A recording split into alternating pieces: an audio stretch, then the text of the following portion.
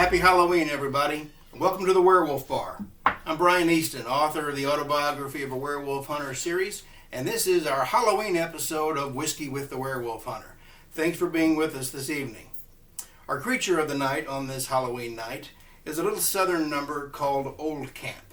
Now, this is a blended whiskey from the South, and I had never heard of it, and I had never heard of the country duo called the Florida-Georgia line who put it out. So I'm not sure what to expect from this.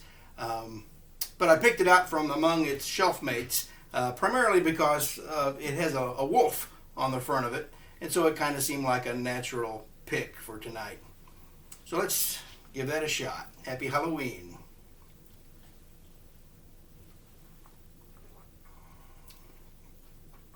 Now, I like that. That has a very lightly spiced nose to it, and I guess on the palate it's very smooth.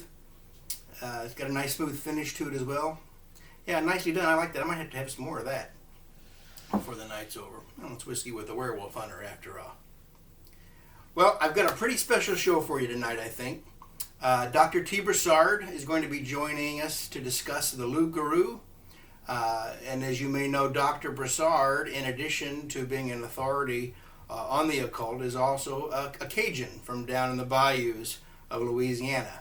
So when it comes to loup-garou, you can be assured the man knows what he's talking about. Well, you can be assured he knows what he's talking about regardless. But especially so regarding this Louisiana folktale creature who is often confused or associated with the werewolf. So I think you're going to want to hear what he's got to say, and you're going to enjoy hearing him as much as I did on tonight's episode. And near the end of tonight's episode, I've got something that I wanted to share with you since we first christened the Werewolf Bar last spring. And I'll leave you waiting for that for now. And before we get into any of that, though, I wanted to tell you a little story about something that happened to me many years ago. Now, I've had several memorable Halloween experiences in my life, but this one was most unusual and quite frightening in its own way. And it left such an impact on me, the events that I'm about to tell you, that I incorporated into my first book. And for those of you who know the book, you'll probably recognize the story by the time I'm done telling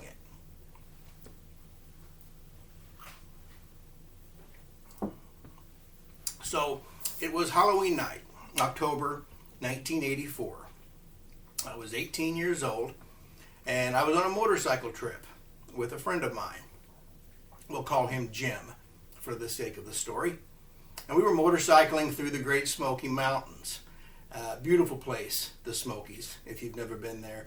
And looking out over those mountains at dawn where they're all covered in mist is kind of like looking out over a dream or something.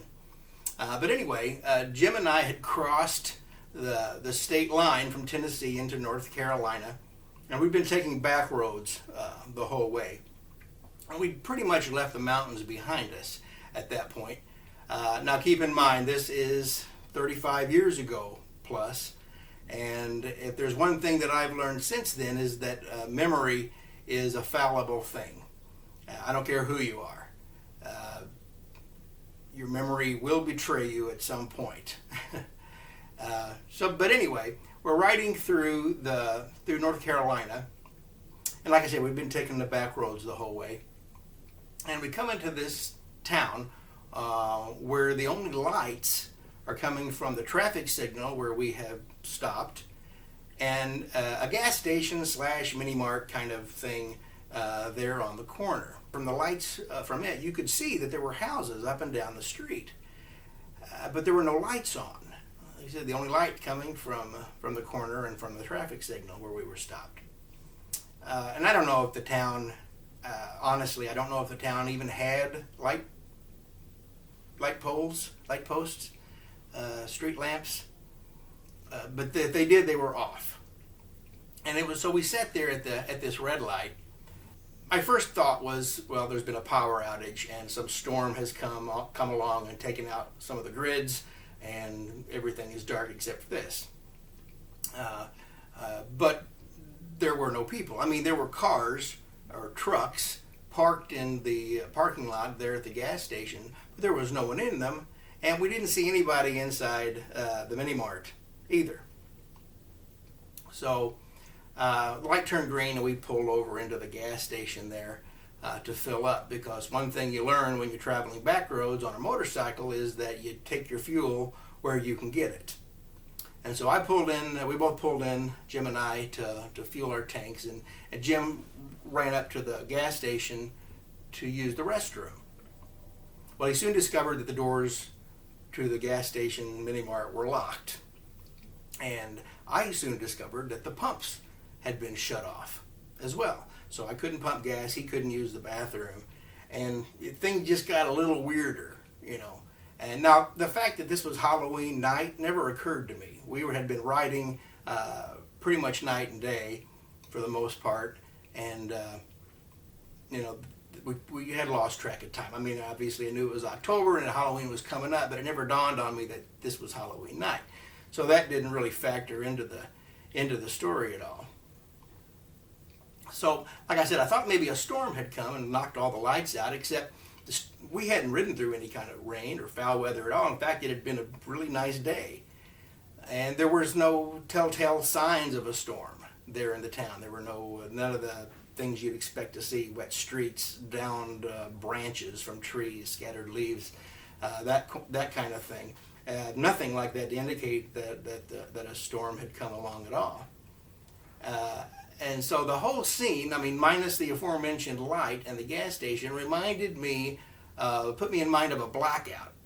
You know, during World War II, when the cities would black out the power grid and everybody would shut off their lights and dim their lanterns or whatever to make bombing raids less successful, give the enemy a less convenient target. At any rate, a town without its lights on looks weird. So Jim is over there fighting with a Coke machine. That's not working either for some reason. And I start to see down the street a ways from the mini mart some other lights. But they're not headlights. First I thought they might be, but right away I realized they weren't. They're not big enough for one thing. There are too many of them for another, and they're not on the same level. You know, they're staggered, these lights, and they're fairly bright, but they're not, like I said, they're not as bright as vehicle lights, and I can't really make it out. So then Jim comes back to the bikes, and I guess we're getting ready to head on, and he sees it the same as me. I don't say anything to him, and he says, "I think it's horses." And he's right, because now I can hear the sound of the hooves on the pavement getting, slowly closer. But the thing that sets my skin to crawling is when I realize that these lights are not really as bright as they had seemed. It's just that they're being reflected against the white sheet that the riders are wearing. They look like ghosts. And there were 7, 8 of them, all dressed in white sheets, some in hoods. Those not carrying a lantern or a flashlight were carrying long guns, rifles, shotguns, what have you. And we both kind of saw this about the same time, and Jim suggested that it might be some kind of beginning of a Halloween parade, which didn't hold water right away because there was no one out watching for the parade, and it just didn't seem like the kind of thing, or some kind of a stunt, he thought. Well, maybe it could have been, but overall, I kind of took a different view of what was happening, and I was struck by the need to get the hell out of Dodge ASAP. So we turned back the way that we came, and we're out of there before, I suppose, get a good look at us. And we never knew the name of that town where this happened. And throughout the years, I've gone back several times to maps and Google Maps and looking up, trying to find the name of the town where this took place. Now, we never found anything more out about what was going on. But taking the back roads like we were, it's hard to keep track of where you are all the time. I can't say for sure where it was. But anyway, I don't think about it too much anymore, except when Halloween rolls around, and then I think about it a lot. Anyway, that is what I call one of my no-shit stories. One of a few that's found its way into my novels. Another shot of this. Pretty good. So if you weren't with us a few jumps back when Dr. Broussard first appeared on the show, he is a 30-some-odd year veteran of studying the occult sciences and has authored over or about a dozen books on the subject. And he is a martial arts instructor despite living with cerebral palsy. And he has quite a following among the circles that he travels where he's from. And so now it is my great pleasure to introduce to you once again Dr. T. Broussard of Baton Rouge, Louisiana. This is Dr. Timothy Broussard speaking as part of Whiskey with the Werewolf Hunter for this next episode here, and I am speaking on two topics. The first is on the Cajun of Guru, and when people speak of the Guru, they are actually referring, depending on who's speaking, to three different things, none of which is a Bigfoot or a Sasquatch, although recently that conflation has gone in the media, and I would like to put a stop to it, if at all possible. Now, when Cajuns speak of the Guru, they are speaking either of a person who went against the laws of God and was cursed to become a wolf man during the night, not always during the full moon. The full moon is a factor in some legends, but it is not the overriding factor it is in many cases. Now, the Guru can also refer to one who was attacked by a Guru and survived, much like in the movies and in some accounts in lore. And third, and this is the type I have written 5 books about, the third type of Guru is a sort of Cajun witch who can take the form of a wolfish human hybrid, a fireball which flies through the air, or that of a wolf or other large predatory creature. Often as part of the folklore, you'll find that a Luguru on the hunt will leave multiple kinds of tracks because it adjusts its shape to better hunt its prey, man. A lot of what it does is meant to confuse and cause its prey to curse God before it kills it so that it can not only consume its blood. That's right, the true Luguru is a blood drinker more than a flesh eater. But also obtaining its soul so that the Luguru in question becomes more powerful. Now, the witch type of Luguru went on to the Caribbean and was further developed by the lore there, and found a place in the various forms of voodoo and other Afrocentric sorcery traditions in the Caribbean through that, also extending back into Haiti and lots of places around the Caribbean. Now, this type of Luguru that I'm speaking of has various phases of its existence. One of the main being that it is ostensibly a normal person during the day, and depending on the story, can be a well-respected person or not, but in private, practices essentially black magic is sort of a sinister form of the Cajun healer or torturer who basically use their power for mercenary or bad things. In my opinion, bad is a subjective term because the guy may just be doing what it takes to feed his family. If you're a poor farmer and you have the ability to take on this bestial guise, you might do that to steal food to feed your family. Now, some people say, well, that's black magic. Well, it might be technically black magic to change the form and, step outside the laws of Christianity.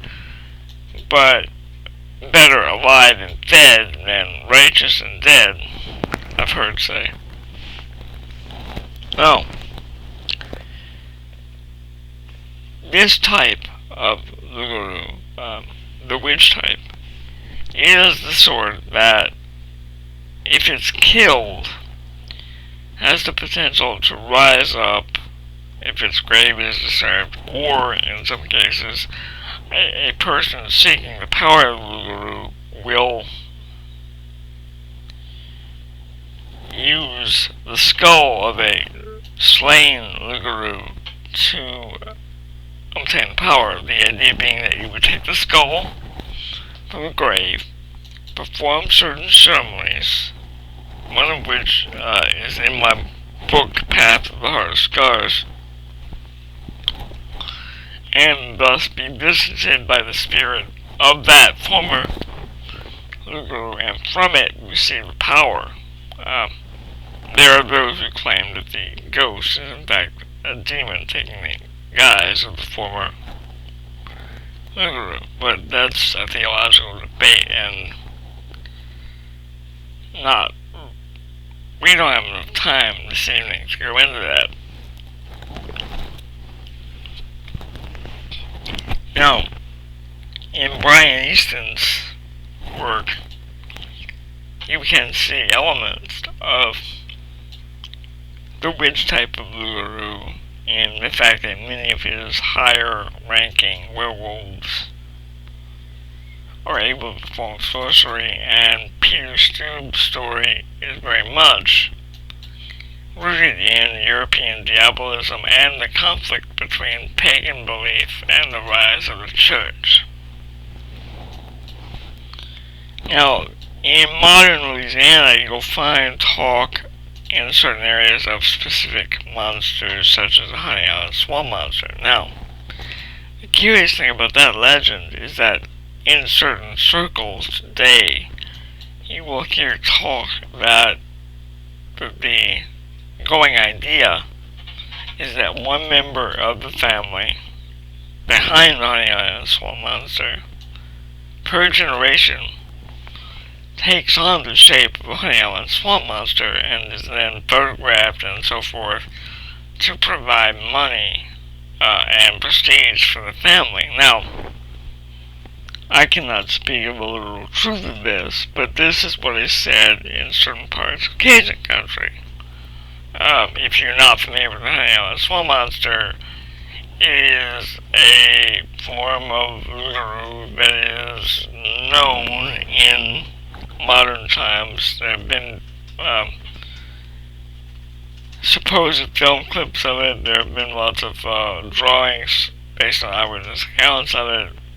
That is one such being.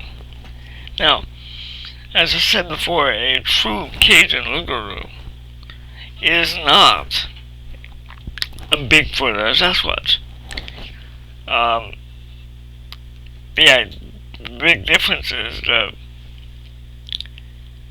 whatever a Sasquatch or Bigfoot may be, it is not a shapeshifter, at least not in modern telling.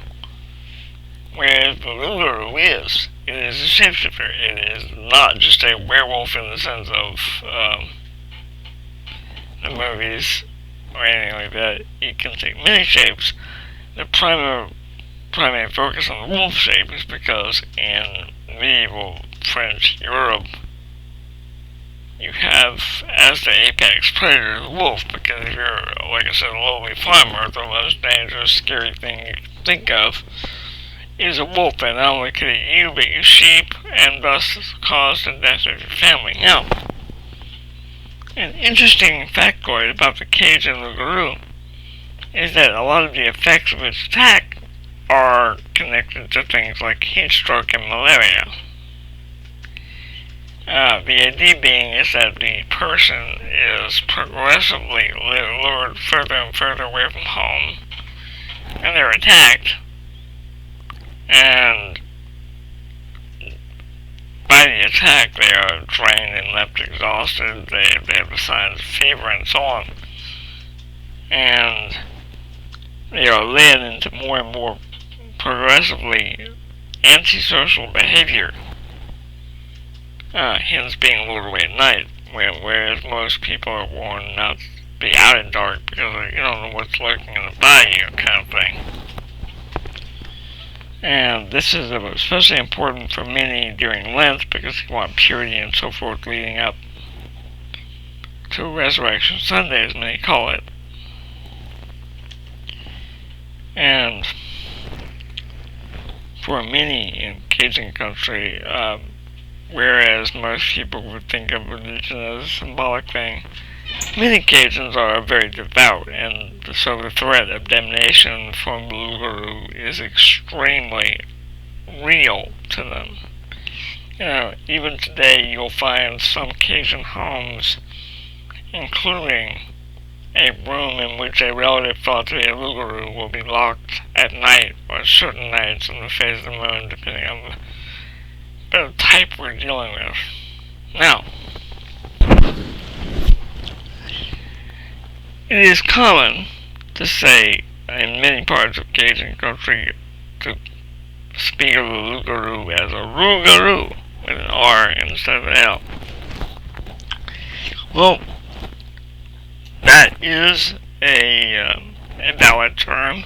However, in modern Cajun witchcraft, a rougarou with an R is also the term for the male practitioner or a member of a species, depending on how you look at it. And the female term would be a sequoia. In both cases, these are specific terms and deal with practitioners within that tradition.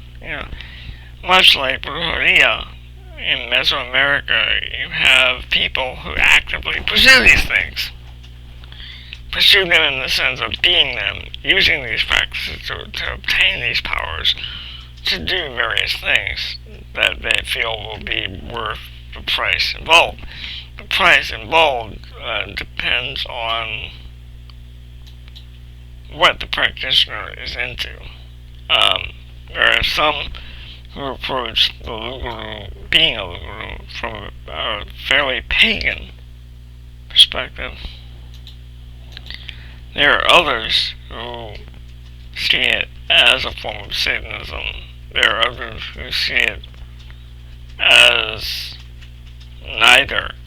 They see more as like I'm asserting my will over nature. I am taking control of destiny. I'm not relying on God or the devil for my power. I am claiming the power from within myself. So there's a wide range of ideas there. Now,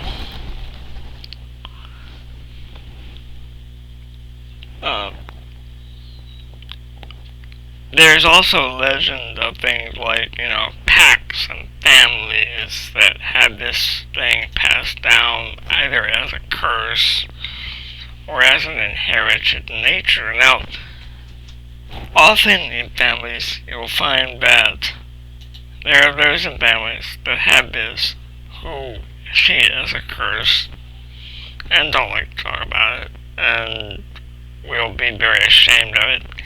And usually you'll also find one or two people who treat it as a joke, like, that's how we used to refer to crazy people in the family, or such like. Now, an important thing to remember is, when kids speak of the guru, they're referring to very specific kinds of phenomena. And a proof of this phenomenon is this. In certain parts of Louisiana, if you call and report a werewolf sighting or a vampire sighting, they will laugh at you. If you call from certain areas and report a Lugaroo or a Rougarou sighting, they will send someone to investigate, because they know you're speaking of specific, tangible phenomena. What is that phenomena? Finding people with wounds or showing signs of malaria and echoes of things like rabies, finding animals killed in strange ways or left in trees with strange marks, vandalism of different types, grave robbing. All of these sorts of social ills through the mythology are attributed to Lugaroo. And when people need a term for a causal factor for these things, it is understandable that they would attribute these things to the local specter, the local boogeyman, if you will. Now, my second topic is the pentagram and the werewolf. A lot of people go with the idea that Carl Sinek, when he wrote the Wolfman, is the one that attributed the pentagram as the sign of the beast, mark of the werewolf. Now, this is true. Carl Sinek, when he wrote his big movie, well, what became the big movie, The Wolfman, one of the best horror movies ever made, in my opinion. Everything he wrote, the whole poem about even a man who is pure in heart and all that, that is all him. Now, that may be true, but it is not the only thing that connects the werewolf to the pentagram. The pentagram in the upright position is a symbol of man. It is a symbol of man's sovereignty over nature. It is the symbol of man's will over nature. His spirit in domination over the world as an image of God made manifest in the world. Therefore, when the werewolf goes through its transformation and rejects the design of God, part of the rejection is the covenant symbolized by the pentagram. So, on the palm of the would-be werewolf, an upright pentagram will appear to show the rejection of the covenant. You are casting this out of your body, in a sense. You are removing that mark from yourself. In order to remove that mark through transforming, it must first be exposed. That is why it is said to appear on the werewolf. Now, the pentagram in the adverse position, or inverted pentagram, is known via the works of Eliphas Levi to be the mark of the beast, and it appears not on the werewolf, but in the aura of its prey. In other words, in its humanoid state, the werewolf will see a pentagram on the face or the skin, or generally in the aura of its intended victim, which will horrify the would-be werewolf, of course, in many cases, but cause the beast within to exult. It's a way of the predator and prey knowing each other. That's another one of the reasons why the pentagram marks a werewolf, because it's a way for those who don't know it's a werewolf to realize it's a werewolf. In that respect, the pentagram is acting as a hex mark. In the Amish tradition, it is serving as a warning, an omen of danger. Come not hither. Warning, Will Robinson. Danger, danger, Will Robinson. Because this beast is about to come forth. Now, lastly, few realize that in ancient times, the moon was thought not to have 8 phases, but 10. This would make 5 for the upright pentagram of man, and 5 for the adverse pentagram of the beast. So that within the moon, we have both pentagrams. Within that cycle of phases, you have a permutation of the cycle of the werewolf. Now, in Cajun legend, those cursed to become Luguru, or by Luguru to become themselves, often are tied to the moon. Now, there are those who say that this is so because it's only the full moon there's light enough for human eyes to behold a Luguru, that they're out every night, but that the moon makes them visible in a way. Now, the witch type of Luguru, the third type that I've written, like I said, 5 books about, is not always tied to the moon, or maybe tied to the new moon as opposed to the full moon, the darker part of the cycle versus the brighter.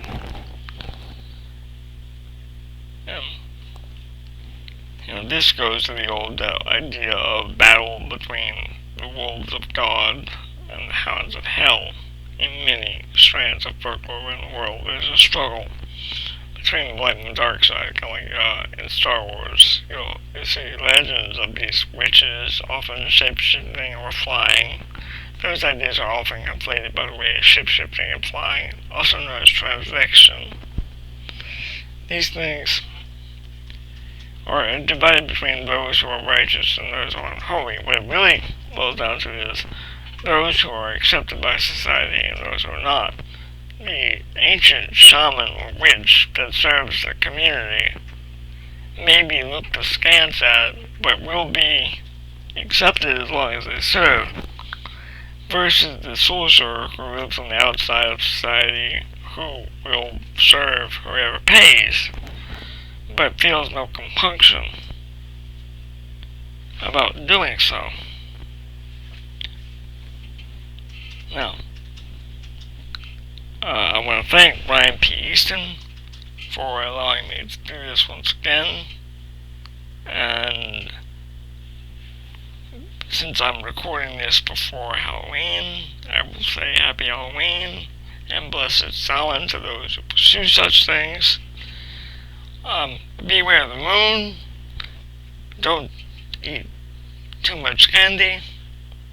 And have a drink or an orgy on me, if possible. Thank you. Thank you, Doctor, for that presentation. The thing that I had not thought of from what Dr. Broussard was saying, and I told him this, was that I had never really considered the idea of the pentagram, which is a microcosm for man, and it being rejected by the beast as kind of a rejection of the works of God. I thought that was a very interesting point that he made, and hope you enjoyed that as much as I did. And I was rewatching Universal's Werewolf of London the other night, and I was struck by something that Dr. Yagami says, who is a character in the film. And he says that a werewolf is neither man nor wolf, but a satanic creature with the worst qualities of both. And that's something that Reverend Montague Summers definitely agrees with, and it's something that I followed myself in my books, as you well know. Now, I mentioned before that I have invited a select few individuals to join me as guests here on the show. And I hope to have more of them as we go on. But tonight I am very pleased to be able to bring you something that I have wanted to do since we first started the show. And this is someone who has added another dimension to the autobiography of a werewolf hunter series. Now, as you may know, my entire series, and especially the original trilogy, can be hung on the famous quote by Friedrich Nietzsche, which opens the first book, and that is, whoever fights monsters should see to it that in the progress he does not become a monster, and that if you gaze long enough into the abyss will gaze back into you. So a couple of years ago, my friend Thom Brannan, whom I've covered before as a prolific author and who is also a very talented musician, a few years ago he composed a song based on my trilogy. Now, like I said earlier, this is something I wanted to share with you from the very beginning, and I just wanted to find a good way to showcase it rather than just insert an audio clip in the middle of the works.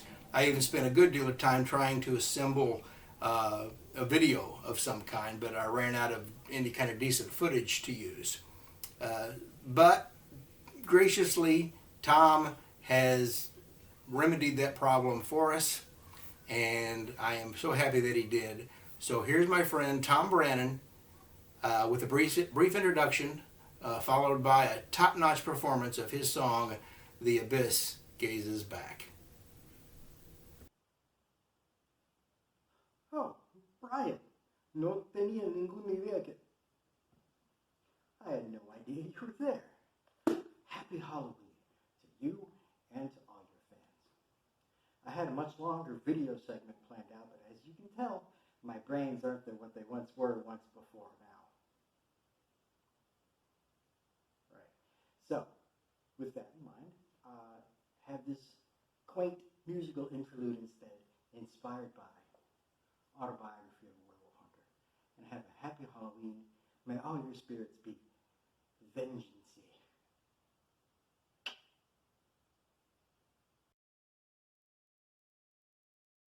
1, 2, 3.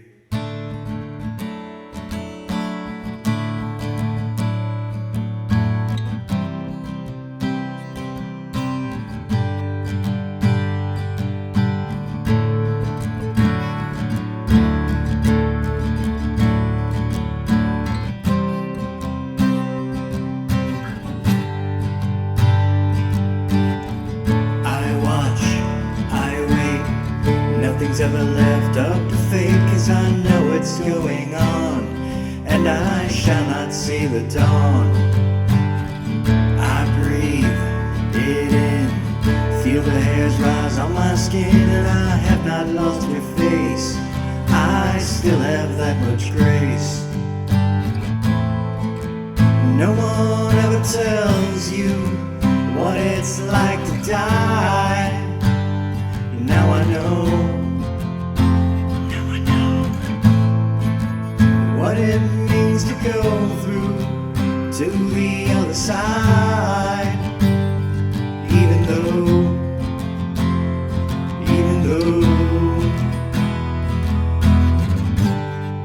the abyss gazes back.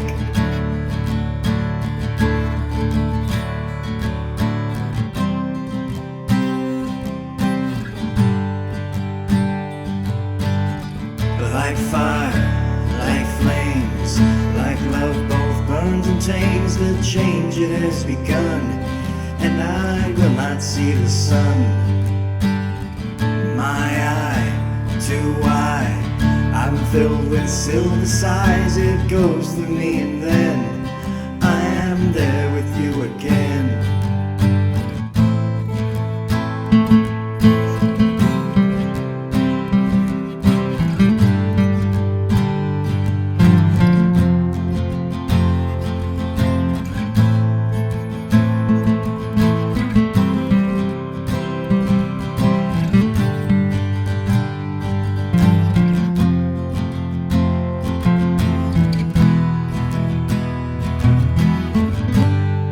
The abyss gazes back.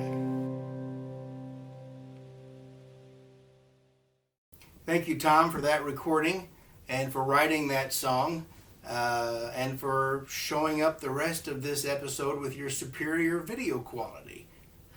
Makes me want to up the production value around here.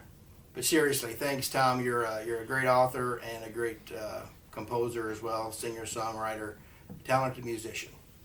Hey, I just realized that this is the 20th episode of Whiskey with a Werewolf Hunter. And on Halloween night, too. How perfect is that? Now, if only the moon were full. Well, you can't have everything, can you? Well, before we sign off for the evening, I wanted to let everyone know that as of last week, I have officially broken ground on the second book in the Winter Fox Journals. There's a lot to know about the First World War.